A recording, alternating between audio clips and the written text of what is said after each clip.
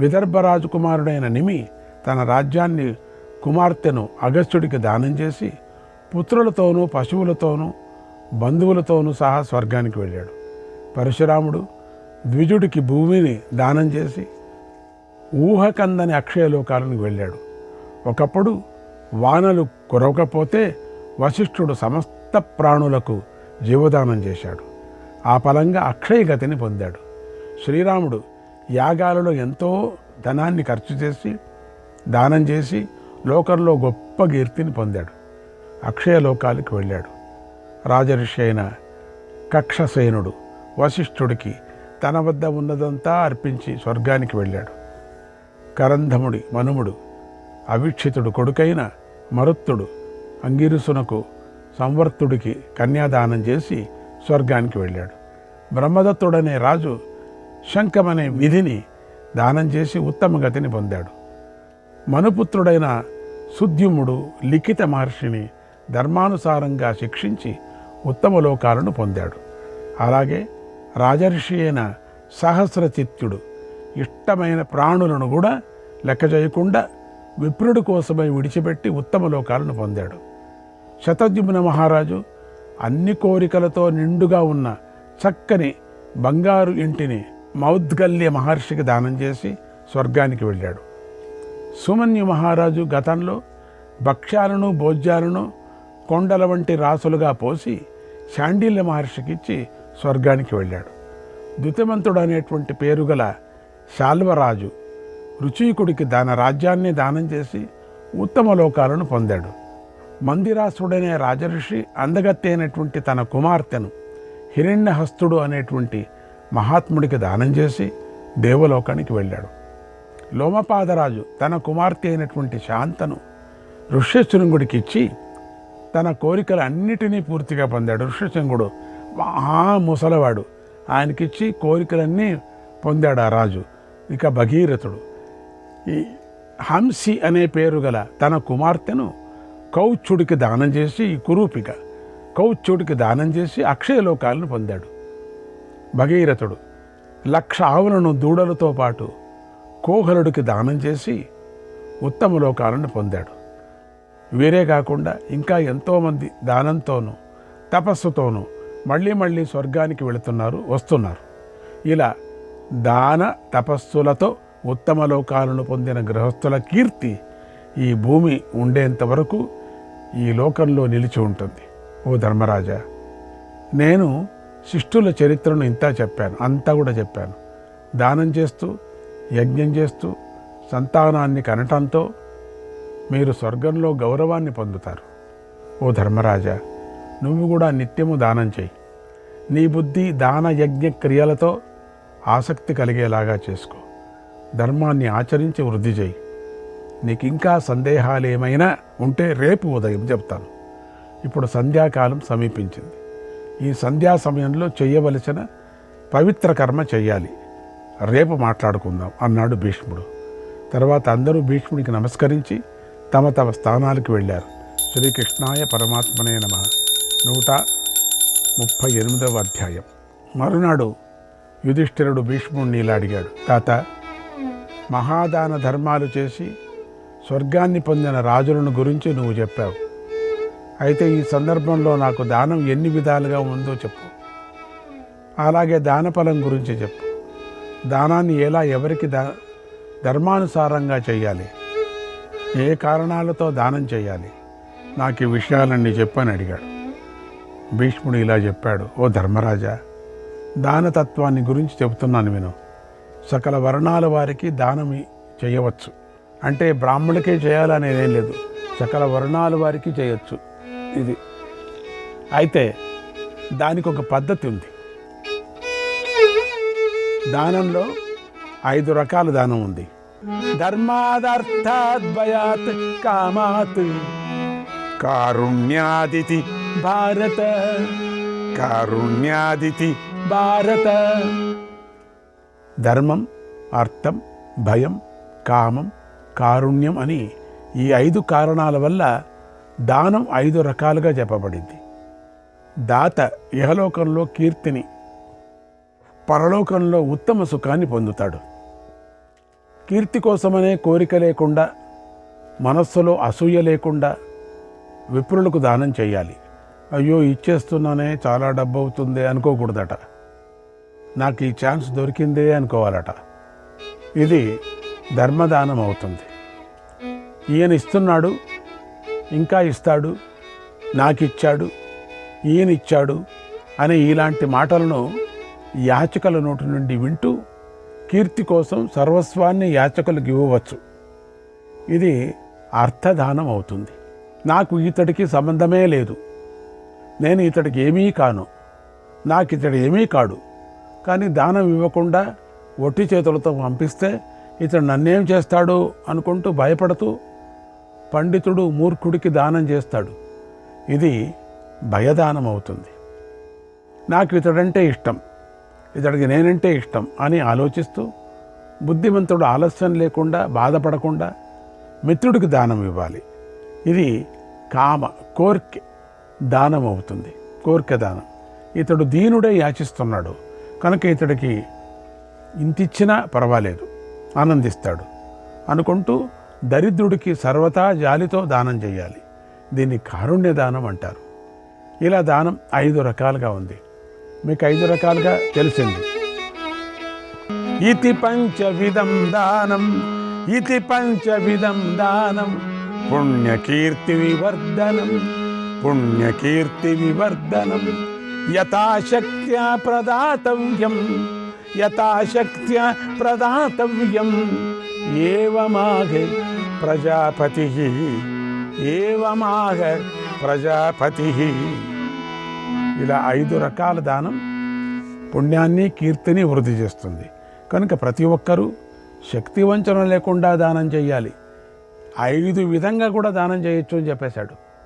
భయంతోదైనా, ప్రీతితో అయినా, నన్ను పొగుడుతాడైనా, వాడు ఎప్పుడు పొగుడుతున్నాడైనా, ఏమన్నా కానీ 5 రకాల దానం చేయవచ్చు అని చెప్పారు. ఇది బ్రహ్మదేవుడి ఆజ్ఞ అన్నాడు భీష్మ పితామహుడు. శ్రీకృష్ణాయ పరమాత్మనే నమః. 139వ అధ్యాయం. యుధిష్ఠిరుడు భీష్ముని ఇలా అడుగుతున్నాడు. పితామహ, ధర్మార్థాలతో కూడినది, భవిష్యత్తులో సుఖాన్ని కలిగించేదైన ఆశ్చర్యకరమైన విషయాన్ని నేను నీ నుండి వినాలని అనుకుంటున్నాను. ఓ తాత, ఈ నారాయణుడు శ్రీమంతుడు, సకల రాజులను గౌరవిస్తాడు. అటువంటి శ్రీకృష్ణుడు ఎంతో వినయంతో గౌరవంతో నిన్ను సేవిస్తున్నాడు. ఆయన సమక్షంలో, ఈ రాజులందరి సమక్షంలో నా సోదరులకు ప్రియం కలిగించడం కోసం నువ్వు చెప్పు అని అడిగాడు. ఆ మాటను విని గంగాపుత్రుడైన భీష్ముడు ఇలా అన్నాడు. ఓ ధర్మరాజా, గతంలో ఈ విష్ణుమూర్తి ప్రభావాన్ని గురించి, శివుడి ప్రభావాన్ని గురించి నేను విని ఉన్న అతి మనోహర కథను నీకు చెబుతాను. రుద్రానికి కలిగిన సందేహాలను ఈ విషయంలో ఆ దంపతుల మధ్య జరిగిన సంభాషణ కూడా నేను నీకు చెబుతాను విను. పూర్వం ఒకసారి ధర్మాత్ముడైన కృష్ణుడు 12 సంవత్సరాల వ్రతం చేశాడు. అప్పుడు కృష్ణుడిని చూడాలని నారద పర్వతులు వచ్చారు. అలాగే వ్యాసుడు, ధౌమ్యుడు, దేవతడు, దేవలుడు, కాశ్యపుడు, హస్తి కాశ్యపుడు, ఇతర మహర్షులు, సాధువులు కూడా తమ తమ శిష్యులతో పాటుగా వచ్చారు. ఆ శిష్యులు కూడా దేవతల వంటి వారు, సిద్ధులు, గొప్ప తపస్సులు. శ్రీకృష్ణుడు వారందరినీ చూసి చాలా సంతోషించాడు. దేవతలకు సేవ చేసినట్లుగా వారికి సేవ చేశాడు. తన వంశాచారానికి తగినట్లుగా ఆ మహర్షులందరికీ అతిథి సత్కారాలు చేశాడు. మహర్షులందరూ ఎంతో సంతోషిస్తూ నూతన దర్భ ఆసనాలపై శ్రీకృష్ణుడికి దగ్గరగా కూర్చున్నారు. ఆ తర్వాత వారు రాజఋషులకు, దేవతలకు, అక్కడ నివసిస్తున్న తపోధనులకు సంబంధించి ధర్మ విషయాల గురించి చర్చించుకున్నారు. ఆ సమయంలో నారాయణుడు తేజస్సు శ్రీకృష్ణుడి ముఖం నుండి వెలువడింది. అది అగ్ని రూపంలో ప్రకటమై అక్కడ ఉన్న పర్వతంపై గల చెట్లు, లతలు, పొదలు, పక్షులు, మృగాలు, క్రూర జంతువులు, పాములను కాల్చివేసింది. అప్పుడు ఆ పర్వతం కాలిపోతూ ఎంతో దయానీయంగా కనిపించింది. ఎన్నో జంతువులు ఆహాకారాలు చేశాయి. అలా అగ్ని పర్వతాన్ని పూర్తిగా కాల్చి మహావిష్ణువు సమీపానికి వచ్చి శిష్యుడిలాగా ఆయన పాదాలను తాకాడు. ఆ తర్వాత శ్రీ మహావిష్ణువు తన చల్లటి చూపులతో పర్వతం గతంలో ఎలా ఉందో అలాగే కళకళలాడుతూ ఉండేలా చేశాడు. దాంతో ఆ పర్వతం అంతకు ముందులాగా మళ్ళీ వికసించిన లతలు, చెట్లు, పక్షులు, క్రూర జంతువులు, పాములతో నిండిపోయింది. సిద్ధ చారణ సంఘాలు ఆ పర్వతం మీద ఆనందంగా విహరించారు. మదపటేనుగులు, వివిధ పక్షిగణాలు దానిపై సంచరించాయి. ఇది శ్రీహరి చేసిన అద్భుతమైన కర్మ, ఊహకు కూడా అందదు. దీనిని చూసి మనుషులందరూ ఆశ్చర్యపోయారు. వారి ఒళ్ళు జలధరించింది, కన్నుల నుండి ఆనంద బాష్పాలు రాలాయి. అప్పుడు నారాయణుడు ఆశ్చర్యంలో మునిగిపోయినటువంటి ఆ మునులను చూసి మధురంగా ఇలా అడిగాడు, ఓ మహర్షులారా, మీకు మమకారం ఉండకూడదు. మీరు సంఘాన్ని విడిచిపెట్టాలి, జ్ఞాననిధులై ఉండాలి. అలాంటి మీరు ఆశ్చర్యపోకూడదు కదా. ఎందుకని ఆశ్చర్యపోతున్నారు? నా ఈ సందేహాన్ని తీర్చండి అన్నాడు. అప్పుడు ఋషులు ఇలా చెప్పారు, భవాన్ విసృజతే లోకాన్,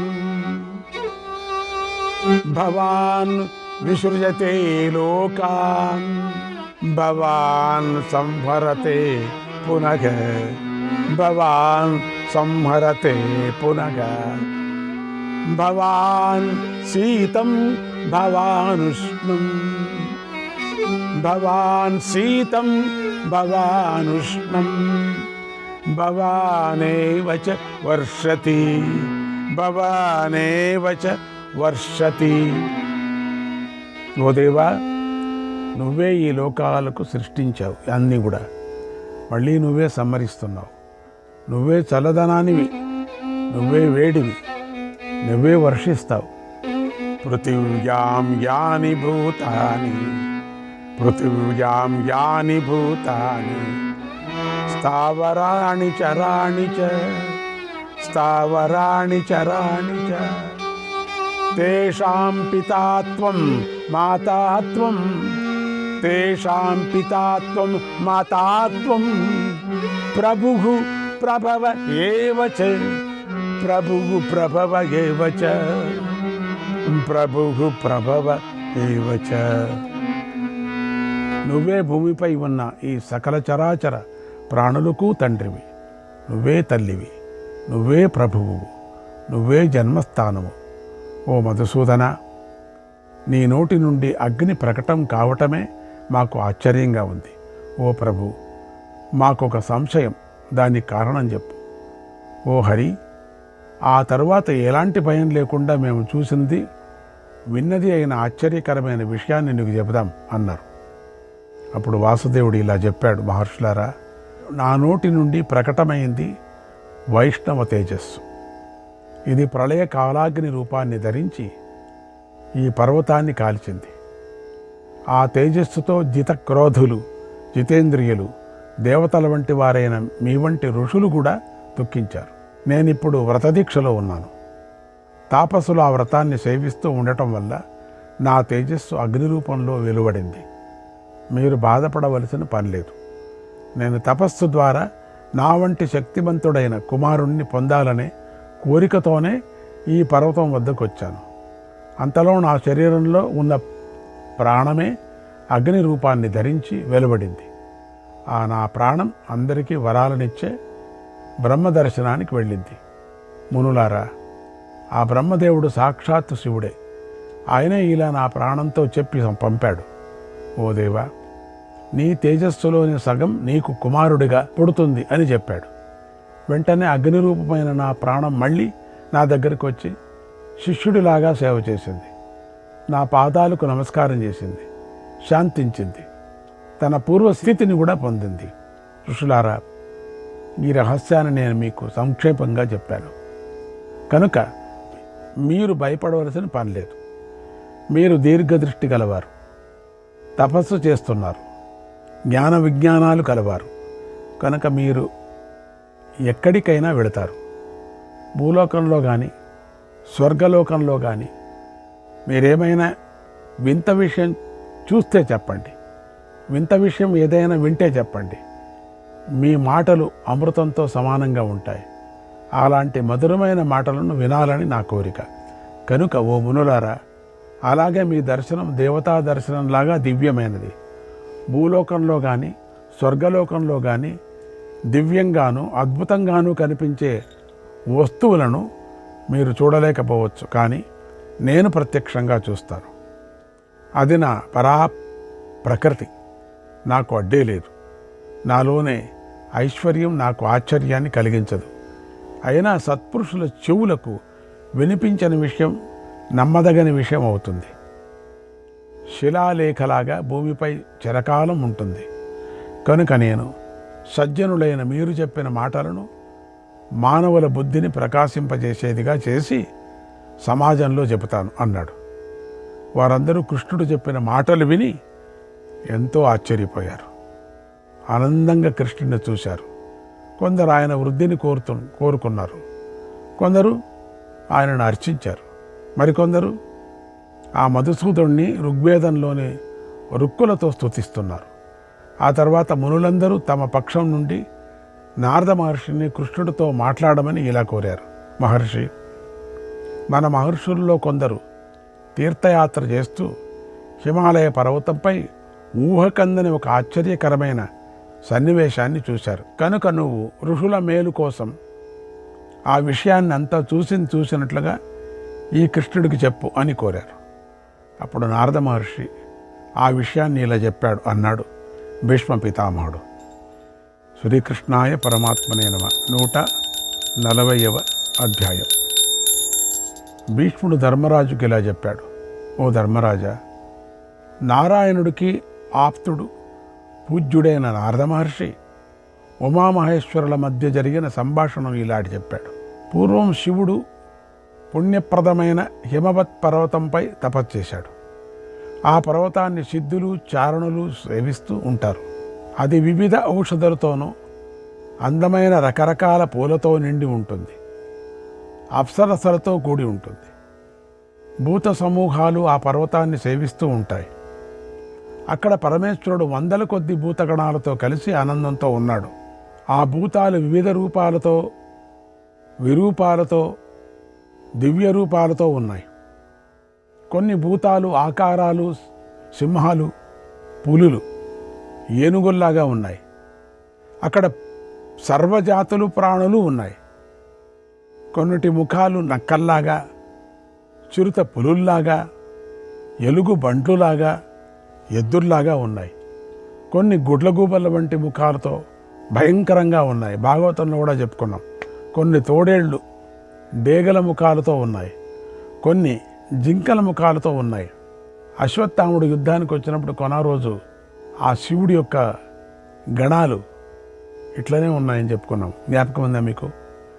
అక్కడ వివిధ వర్ణాలతో వివిధ జాతి ప్రాణులు ఉన్నాయి. ఇవి కాకుండా కిన్నరులు, యక్షులు, గంధర్వులు, రాక్షసులు, భూతగణాలు శివుడి దగ్గర ఉన్నాయి. ఇవన్నీ అవే కదా. అందుకే కదా అశ్వత్థామకి ఆ వరం వచ్చింది కదా. అందుకే అందరూ మాయా నిద్రలు నిద్రపోయారు. ఉపపాండవులు వధ అయిపోయింది కదా. శివుడి యొక్క వరం కదా అది. వారందరూ శివుడు ఉన్న ప్రదేశంలో దివ్య పుష్పాలను చల్లారు. అక్కడ దివ్య తేజస్సు వ్యాపించి ఉంది. దివ్య చందన చర్చలతో, దివ్య ధూపగంధాలతో అది సుగంధాన్ని వ్యాపింపజేస్తుంది. అక్కడ దివ్య వాద్యాలు మధురంగా ధ్వనిస్తున్నాయి. మృదంగాలు, పణవాలు మ్రోగుతున్నాయి. శంఖబేరి నినాదాలు అంతటా వినిపిస్తున్నాయి. భూతగణాల నెమళ్ళు అన్ని వైపులా నృత్యం చేస్తున్నాయి. ఆ సభలో అప్సరసలు నాట్యం ఆడుతున్నారు.